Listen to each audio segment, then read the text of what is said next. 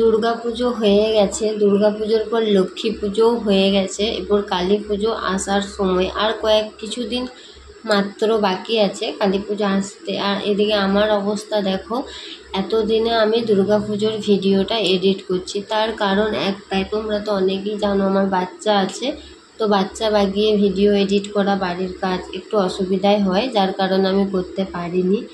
তো দেখো এই ভিডিওটা হচ্ছে ষষ্ঠীর সকালের ভিডিও।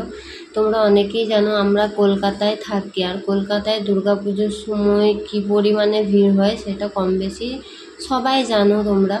তো যার কারণে আমরা ভেবেছিলাম যে না, আমরা রাতে ঠাকুর দেখতে বেরোবো না, দিনের বেলাতেই বেরোবো। তো সেই মতো আমরা দিনের বেলাতেই ঠাকুর দেখতে বেরিয়েছিলাম।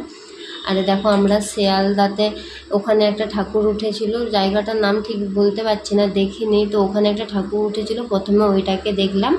তারপরে দেখো শিয়ালদা স্টেশনে আমরা ট্রেনে কী পরিমাণে ভিড় হয়েছে তোমরা দেখতে পেলে। আমরা ট্রেনে করে কোথায় যাচ্ছি সেটা পরে বলছি, তবে ট্রেনটা দেখো প্রচুর ভিড় হয়েছিল। শিয়ালদাতে আমরা ট্রেন ধরেছিলাম, ট্রেনে করে দেখো স্টেশনে নেমেছিলাম, স্টেশনে বলতে কল্যাণী ঘোষপাড়া এই স্টেশনে নেমেছিলাম। তো এতক্ষণে তোমরা বুঝেই গেছো যে আমরা কোথাকার ঠাকুর দেখতে এসেছি।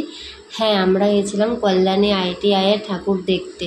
যেহেতু কলকাতায় থাকি তাই ভেবেছিলাম যে কোনো বছর দেখতে পাবো কি না জানি না, তাহলে মা দুর্গা যখন এই বছর এই সুযোগটা দিয়েছে, তাহলে চলো আমরা কল্যাণী ITIয়ের ঠাকুরটা দেখে আসি।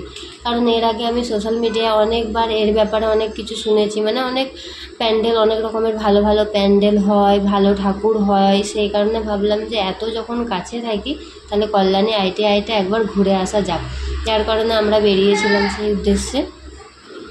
এখানে এসে তো সত্যিই আমার খুব ভালো লেগেছে, তার কারণ হচ্ছে এখানের প্যান্ডেলটা তোমরা দেখলে খুবই সুন্দর একটা প্যান্ডেল হয়েছে। আর ঠাকুরটা আমি তোমাদেরকে দেখাতে পারলাম না, তার কারণ এত পরিমাণে ভিড় আর এত ঠেলাঠেলি হচ্ছে, বাচ্চা বাগিয়ে ভিডিও করা বা প্যান্ডেল দেখানো আর সম্ভব হয়ে উঠলো না। তাই যেটুকু পেরেছি তোমাদের সাথে শেয়ার করেছি।